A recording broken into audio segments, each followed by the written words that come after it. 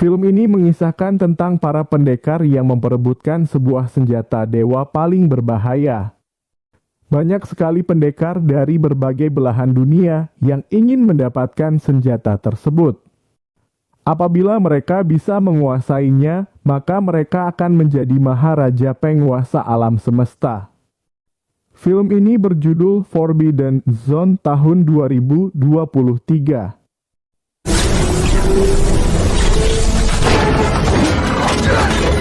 Di awal film kita diperlihatkan sebuah tempat yang bernama Benua Bintang, di mana setiap 1000 tahun, saat 7 ekor naga sedang menarik peti mati, maka akan muncul sebuah pulau terlarang. Jika ada orang yang mendapatkan senjata sakti dari pulau tersebut, maka ia akan menjadi dewa. Terlihat, saat itu pulau terlarang telah muncul ke dunia. Sekte Pedang mengadakan sebuah kompetisi untuk memilih murid yang akan dikirim menjadi perwakilan sekte untuk dikirim ke pulau terlarang.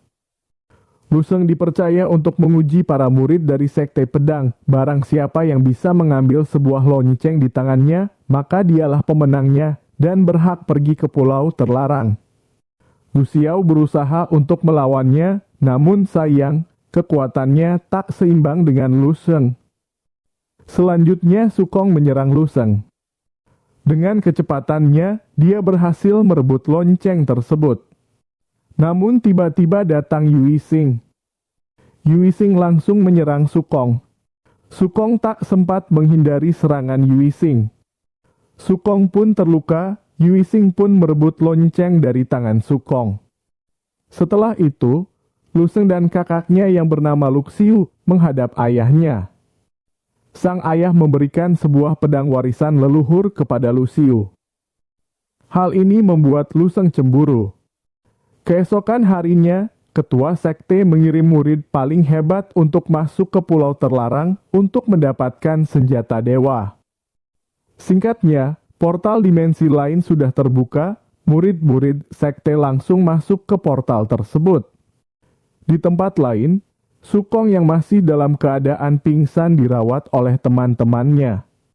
Setelah bangun, teman-temannya langsung mengajak Sukong untuk pergi ke pulau terlarang untuk bersama-sama mencari pusaka dewa. Karena ini adalah tugas yang diberikan oleh master mereka. Dengan diam-diam, mereka kemudian menuju portal menuju pulau terlarang. Setelah membuka portalnya, mereka kemudian menuju pulau terlarang. Saat sampai di pulau terlarang, mereka terkejut melihat murid-murid yang lain banyak yang tewas. Ternyata yang menghabisi mereka adalah Lu Xiu. Melihat kedatangan Sikong dan teman-temannya, Lu Xiu pun menyerang mereka. Dalam pertarungan sengit itu, Lu Xiu pun berhasil menghabisi salah satu dari teman Sukong.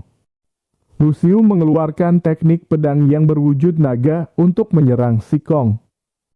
Untungnya, datang Luseng menghadang serangan tersebut. Luseng dan Lu Xiu pun bertarung. Dalam pertarungan ini, Luseng berhasil menghabisi Lu Xiu.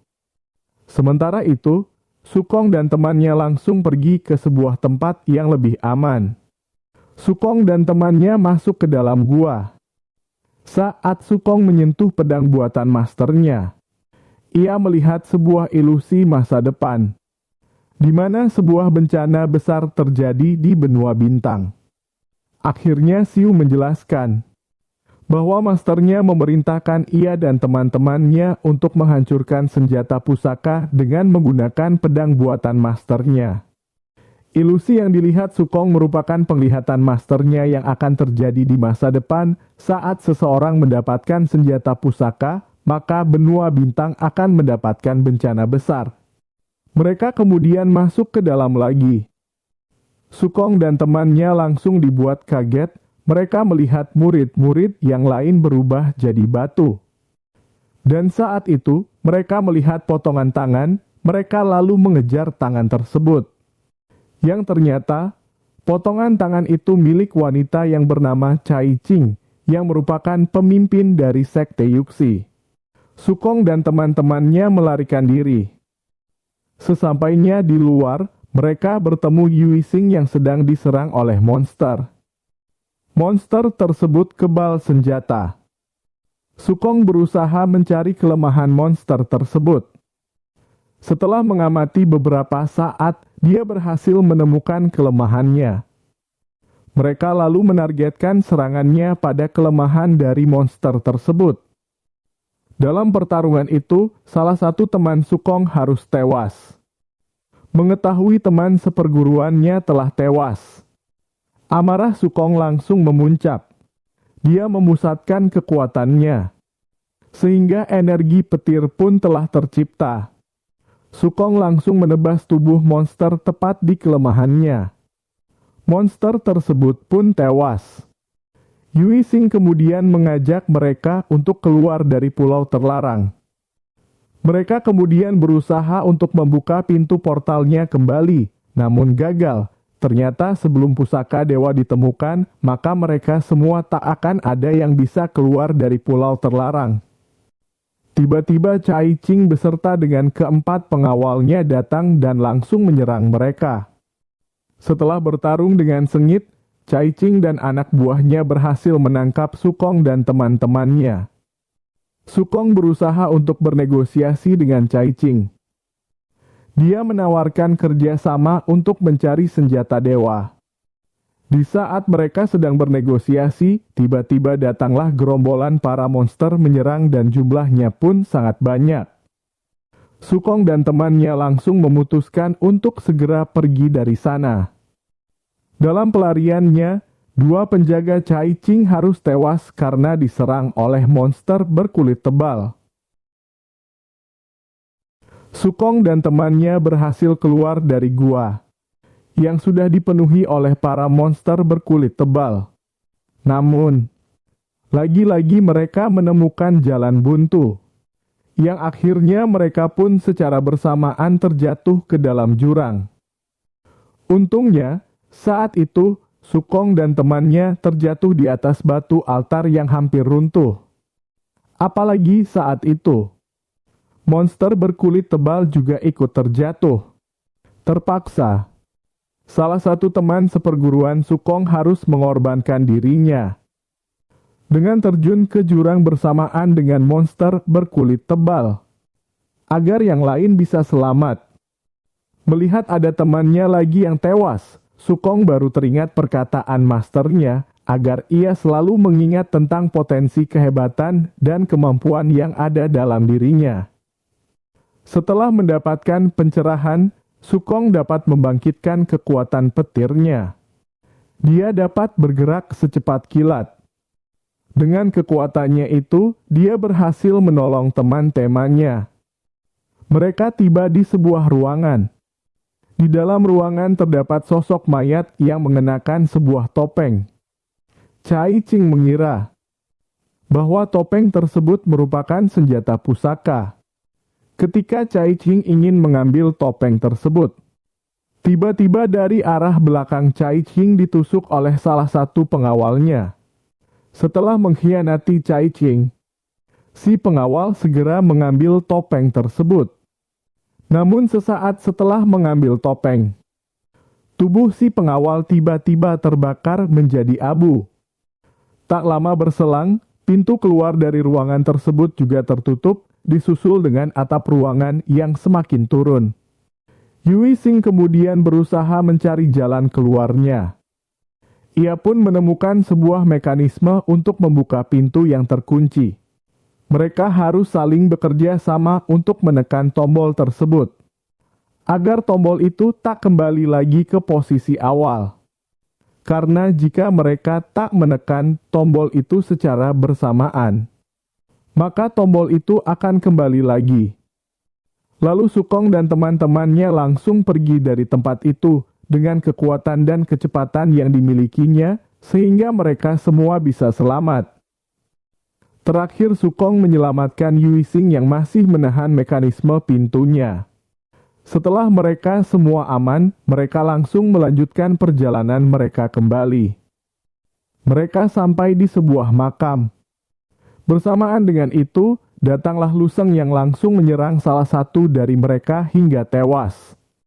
Usai pertarungan singkat itu, Luseng kemudian berkata kepada mereka jika pintu makam tidak akan pernah bisa dibuka sebelum seluruh simbol yang berada di pintu padam. Cara satu-satunya mematikannya dengan saling membunuh satu sama lain. Tak berselang lama, Luseng langsung menyerang mereka semua dengan menggunakan pedang leluhur yang ia rampas dari kakaknya. Sukong kemudian langsung bergegas untuk memindahkan seluruh temannya agar tak terluka saat ia bertarung. Namun, salah satu teman Sukong tak berhasil ia selamatkan, keburu tewas di tangan Luseng. Kini, tinggal tersisa satu nyawa lagi untuk membuka pintu makam. Luseng kemudian langsung menyerang Sukong. Dalam pertarungan itu, terlihat perbedaan kekuatan antara Luseng dan Sukong. Kemampuan Luseng jauh di atas Sukong. Hingga dalam suatu kesempatan, Luseng berhasil menghabisi Sukong. Setelah itu, ia masuk ke dalam makam untuk mengambil topeng dan langsung memakainya. Seketika itu, Luseng dalam sekejap langsung menjadi Raja Iblis Kegelapan. Ternyata, yang disebut pusaka dewa hanyalah jebakan saja. Sebenarnya, pusaka dewa yang berupa topeng tersebut adalah senjata iblis. Siapapun yang berhasil memakai topeng tersebut, tubuhnya akan dirasuki roh Raja Iblis. Para monster berkulit tebal pun langsung berkumpul untuk bersiap mengambil kekuatan para manusia yang telah tewas. Cai Qing kemudian berusaha menghidupkan kembali Sukong, karena dia percaya Sukonglah yang terpilih untuk menghentikan Luseng yang telah dirasuki Raja Iblis. Sementara itu, pulau terlarang akan jatuh menghantam dunia. Melihatnya, Sekte Pedang langsung membuat ribuan formasi pedang membentuk jaring dan menahan pulau terlarang agar tak terjatuh. Namun setelah mereka sudah berusaha semaksimal mungkin, hasilnya tetap nihil. Formasi mereka pun hancur tak sanggup menahan kejatuhan pulau terlarang. Sementara itu, Cai Qing masih berusaha menghidupkan Sukong. Dengan jurus terlarangnya, Sukong berhasil hidup kembali. Bahkan, dia telah memiliki kekuatan yang lebih overpower lagi daripada kekuatan sebelumnya. Lalu Sukong menghabisi para monster berkulit tebal dengan kecepatan yang sangat luar biasa. Layaknya kecepatan Dewa Petir. Setelah Sukong berhasil menghabisi seluruh para monster berkulit tebal, ia pun langsung melawan Luseng. Dalam pertarungan yang sengit itu, lagi-lagi meskipun kekuatan Sukong sudah meningkat, akan tetapi kekuatannya belum sebanding dengan Luseng yang dirasuki Raja Iblis. Sehingga dalam pertarungan itu, Sukong harus terpental sampai keluar angkasa.